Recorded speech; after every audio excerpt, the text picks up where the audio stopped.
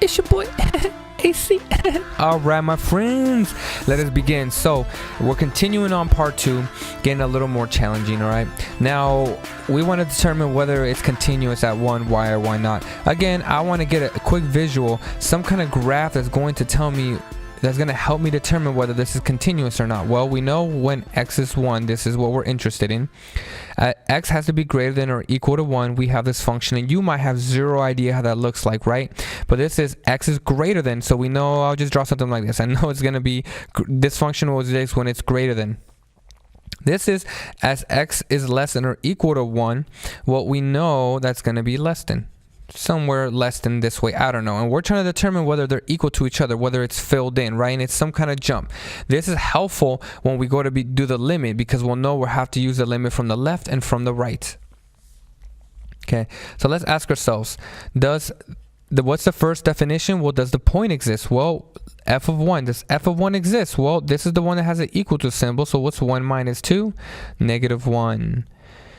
So we do know that f of 1 is equal to negative 1, right? We do know that the point does exist. So now we want to move on to condition number 2, which is, does the limit exist? Well, what's the limit as x approaches 1 from the left? Well, that's why I like to look at this graph. Well, from the left, it was this one, right? This is this is from the left. As we get closer to 1 from the left of 1 is this equation. So which equation did we choose? That was less than 1, that has the filled in circle. Well, that was the bottom one. Well, we already did that. That's negative 1. Now let's go ahead and do the limit as x approaches 1 from the right. Well, from the right of 1, well, it was this equation which has the open circle, which we already know x is bigger than 1, so ln of x. So we plug in 1. What's ln of 1? Well, ln of 1 is 0. Right? And if you didn't know that, well, that's to be true, and we'll get practice. Well, does a limit exist? No. The limit as x approaches 1 from the left of f of x does not equal the limit as x approaches 1 from the right of f of x, okay? Therefore, the limit as x approaches 1 of f of x, okay, because we took into consideration the left and right, does not exist. And then we can finally say, then it does not exist, okay? Therefore, we'll just write it again. By the definition of continuity, by the definition of continuity, blah, blah, blah, blah. By the definition of continuity, our function f is not continuous at x equals 1. Okay, and I'm just showing you that I could rewrite this in a multitude of ways, but we're still going to get the correct answer. Last but not least, I know this graph probably is not accurate description of what we just drew, so let me just get rid of it. Okay, and I just use it to give me a visual reference. So we'll go and look at maybe a few more, look at 3 of them, and then see what we can get. All right, boom. Let me begin by graphing this. Well, the point we're interested in is going to be 1, correct? This is as x is less than 1, so we know it's an open circle and it's going to be less than 1, something like that. Okay, this is the limit as x is, or the x is greater than or equal to 1, so we're equal to, and maybe I'll draw that in a different color, whatever helps out to visualize this. And it's over here, I don't know, some kind of graph like that. And we know it's a jump, okay, which is helpful when we go to begin to do our problem. So number 1, does the point exist? Well, the one that has the equal to symbol, we can do that. F of 1 is equal to e to the 1 minus e, which is e minus e, which is 0. So f of 1 is equal to 0. Then let's go ahead and go to our limit. Well, what's the limit as x approaches 1 from the left of our function f of x? Well, from the left, it's the one with the open circle, left of 1. Okay, well, that was the top equation. So let's do 2 plus cosine of pi times 1. In other words, this is 2 plus cosine of pi. Cosine of pi is negative 1, so we get 2 plus negative 1, which is 1. So let me just rewrite that over here. The limit as x approaches 1 from the left is equal to negative 1. Well, what's the limit as x approaches 1 from the right? Well, the one from the right, well, that's the one from the right is the one with the filled in circle. We already did that. Okay, we're going to approach this y value here, and we already found that to be 0. And now I can do the exact same thing as above. Since the limit I'll literally write it up here, just identical to this. Since the limit from the f left of 1 does not equal the limit from the right, okay, we can conclude that the limit does not exist, or therefore the limit does not exist. And you can write it in multiple. All right, let me just write it. Since the limit as x approaches 1 from the left does not equal the limit as x approaches 1 from the right, okay, the limit, I'll put a comma, okay, maybe just to organize this better, of 1 of f of x, okay, does not exist. Okay, therefore, the function f is not continuous by the definition of continuity. Boom. There it is, my friends, okay? Just to show you once again how you can rewrite this, but we're golden. All right, let's take a look at a 2012 FRQ problem that was actually released in the past, so I can go over this. So this is a free response question. It says the function f is defined by f of x is equal to the square root of 25 minus x squared for this right here. Find f prime of x. Don't worry about that for now. Write an equation for the line tangent to the graph. Don't worry about that for now. Let g be the function defined by g of x is equal to this whole thing. Is g continuous at x equals -3? Use the definition of continuity to explain your answer. We'll ignore this. This is the problem I want us to try out.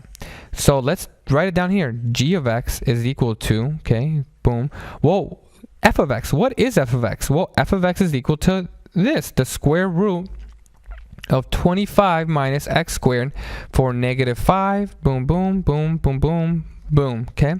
And then we have x plus 7, and we have for -3, boom, boom, boom, boom, 5 there.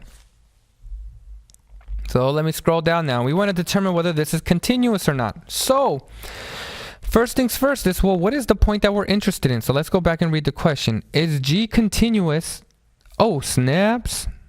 This should be -3. There it is, okay? Is g continuous at x equals -3? Okay, so that's what we're interested in, right? So we're interested for when it's -3. Okay. All right. Well, this is confusing, right? Since we're interested just when it's x is -3, let's ignore everything else. What I mean by that is, well, let's just worry about this right here. We know x is less than or equal to -3, and over here this is saying that x is greater than -3, okay? Notice how I rewrote this problem because we're only interested in -3. We could care less about this portion here. Okay, so let's go ahead and begin to, we know it's going to be some kind of jump. Again, I like to be able to graph these. X is less than or equal to -3. That means it's going to be less than or equal to -3. And then we have x is greater than 3. Open circle, -3, and it's going to look good. It's going to be a jump. So let's begin with number 1. Does the point exist? Well, what is f of -3? Well, I take it back. Be very careful not to use f. We're talking about g. I almost fell for the AP trap. Okay, so g of -3. There we go. Okay, well, g of -3, well, which is the one that you can plug it in? Well, the one with the equal to symbol underneath. So that's this here. So this is the square root of 25 minus parentheses -3 squared, which is the square root of 25 minus 9. 25 minus 9 is the 16, which is the square root of 16, which is 4. Okay, so we get g of -3 is equal to 4. 25, 24, 23, 22, 21, 20, 19, 18, 17, 16. Okay, good. Just wanted to double check my work. It's your boy. All right, so now number 2. Well, we need to do the limit as x approaches -3 from the left of g of x. Be mindful because it was talking about g. Well, from the left, well, it's the one that had the filled in circle, right? Because it was x is less than or equal to 3. This line right here. So that was a top equation, which we already did, which was 4. So let's do the limit as x approaches 3 from the right of g of x, and that's the one that has the open circle. So let's take -3, plug it in here. We get -3 plus 7, which is equal to 4. Wonderful. Okay, so does the limit from the left and from the right equal each other? Yes, since the limit as x approaches 3 from the left of g of x is equal to the limit as x approaches 3 from the right of g of x, okay? The limit as x approaches 3 in general exists. Okay, well, what does condition number 3 state? Well, condition number 3 states to us that if the point exists and the limit exists, well, what can we conclude? Well, we can conclude that if they're equal to each other, it is continuous. So that's what we're going to use for our justification, okay? Since why did I use F? Almost fell for the trap. Since g of negative 3 is equal to the limit as x approaches negative 3 of g of x, okay? We have that there. Since they're equal to each other, the function g is continuous at x equals negative 3 by the definition of continuity. Okay, and if you don't know how to spell it, well, you could just look at the question, continuity. So, oh, I spelled it right. Wonderful. And there it is. Notice how we use all 3 parts to justify this. We use the top one, where the point exists, the limit exists, and then are they equal to each other? And since they are, we're golden. All right, my friends, that's going to conclude our journey with our limits. With continuity. Tricky stuff, but I hope you continue to get better, and we'll get better throughout the year. Thank you very much.